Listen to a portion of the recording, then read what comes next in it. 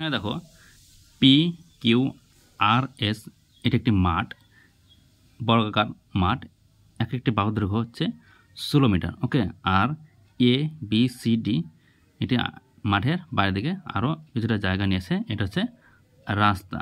ওকে, রাস্তাটা হচ্ছে 2 মিটার চওড়া।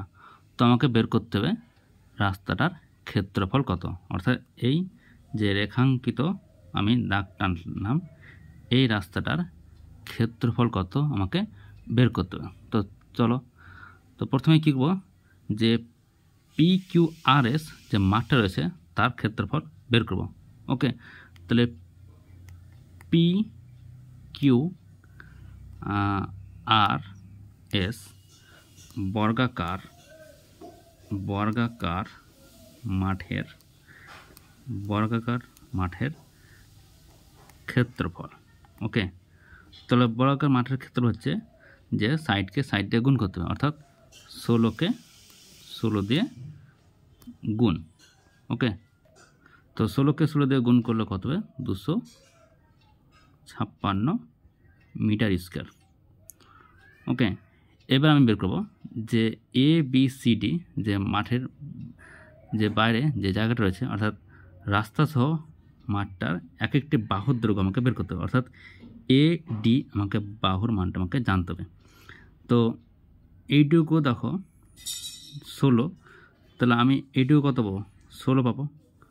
ওকে, আচ্ছা, এটা হচ্ছে রাস্তার চওড়া, তো এটা হচ্ছে রাস্তার চওড়া, মানে এটা এইটুকু হচ্ছে 2, আবার এটাও 2 মিটার চওড়া সমান চওড়া, তো এটা হচ্ছে 2।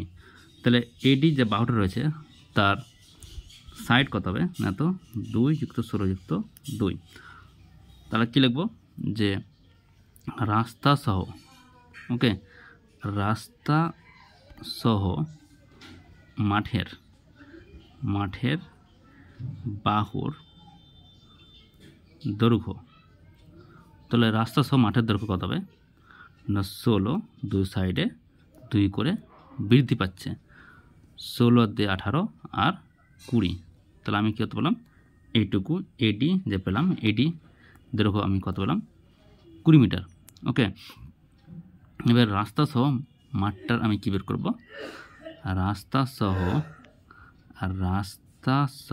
অর্থাৎ পুরোটা ছবিটার কী করব, ক্ষেত্রফল। রাস্তা সহ মাঠের ক্ষেত্রফল সমান কি না, তো বাহু গুণিত বাহু, অর্থাৎ একটা বাহুর মান কত, 20। তাহলে 20 গুণিত 20, 20কে 20 দিয়ে গুণ করলে কত হয়, 400 মিটার স্কোয়ার। ওকে, তাহলে পুরো যে ছবিটা রয়েছে, অর্থাৎ এ বি সি ডি রাস্তা সহ মাঠের পুরোটার ক্ষেত্রফল কত, 400 মিটার, আর মাঠের ক্ষেত্রফল কত পেয়েছি, 256। ওকে, তাহলে রাস্তার ক্ষেত্রফল কত হবে, অতএব রাস্তার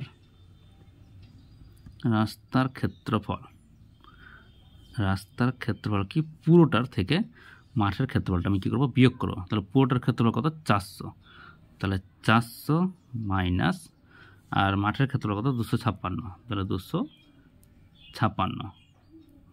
ওকে, তাহলে 400 থেকে 256 বিয়োগ করলে, তো বিয়োগ করে আমি কত পাচ্ছি, 144 মিটার স্কোয়ার। ওকে।